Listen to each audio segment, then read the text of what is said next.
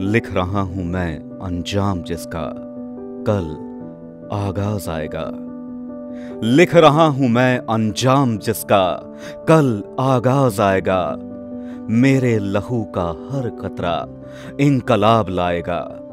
मैं रहूं या न रहूं, मैं रहूं या न रहूं, पर यह वादा है मेरा तुमसे कि मेरे बाद वतन पर मरने वालों का सैलाब आएगा।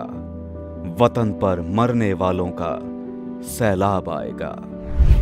ब्रिटिश सरकार ने लाहौर सेंट्रल जेल में 23 मार्च 1931 को मां भारती के अमर सपूत और गुलामी की जंजीरों को काटने के लिए अपने जीवन को भी न्योछावर करने वाले शहीद-ए आजम भगत सिंह, राजगुरु और सुखदेव को निर्ममता से फांसी की सजा दी थी। केवल 23 साल की उम्र में भगत सिंह अपने साथियों के साथ हंसते हंसते फांसी पर चढ़ गए। भगत सिंह और उनके साथियों की कुर्बानी को हर वर्ष शहीदी दिवस के रूप में याद किया जाता है।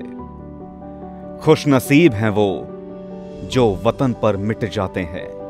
खुशनसीब हैं वो जो वतन पर मिट जाते हैं। मरकर भी वो लोग अमर हो जाते हैं।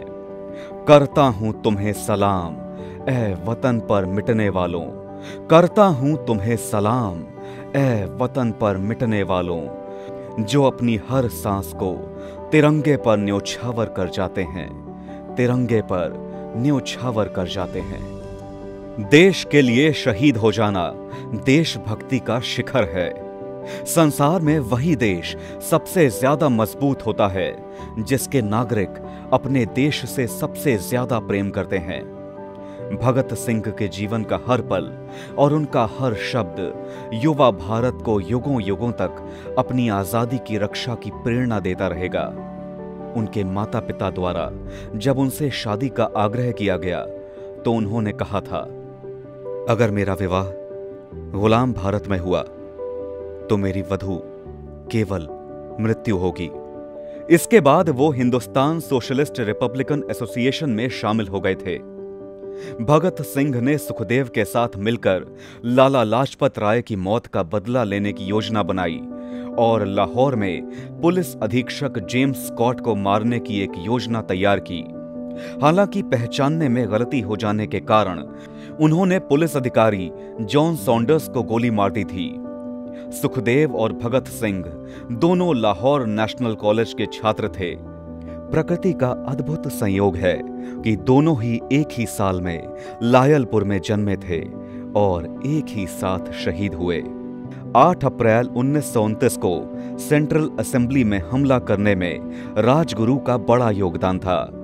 अन्याय और शोषण के विरुद्ध ब्रिटिश सरकार को जगाने का ये एक क्रांतिकारी प्रयास था। राजगुरु, भगत सिंह और सुखदेव का खौफ ब्रिटिश प्रशासन पर इस कदर हावी हो गया था कि इन तीनों को पकड़ने के लिए पुलिस को विशेष अभियान चलाना पड़ा। शहीदों का अमर बलिदान किसी भी राष्ट्र के लिए उसके किसी भी कालखंड में एक बहुमूल्य विरासत के रूप में प्रेरणा स्वरूप होता है। यदि वर्तमान परिप्रेक्ष्य में इन स्मृतियों को चरितार्थ करें तो ये समझना होगा कि ईमानदारी पूर्वक अपने कर्तव्यों का निर्वाह करना भी देश की सेवा करने के बराबर है।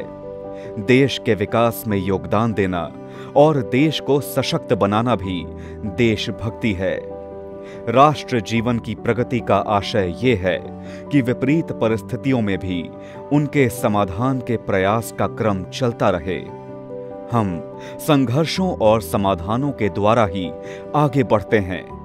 राष्ट्रवाद मानव जाति के उच्चतम आदर्श सत्य, शिव और सुंदर से प्रेरित है। करता हूं भारत माता से गुजारिश कि तेरी भक्ति के सिवा कोई बंदगी ना मिले। करता हूं भारत माता से गुजारिश कि तेरी भक्ति के सिवा कोई बंदगी ना मिले। हर जन्म मिले भारत की पावन धरा पर, हर जन्म मिले भारत की पावन धरा पर, या फिर कभी ये जिंदगी ना मिले, या फिर कभी जिंदगी ना मिले। भारत समन्वय परिवार की ओर से भारत मां का मान बढ़ाने वाले अमर शहीदों को कोटि कोटि नमन और उनके बलिदान एवं अमरता को शत शत वंदन।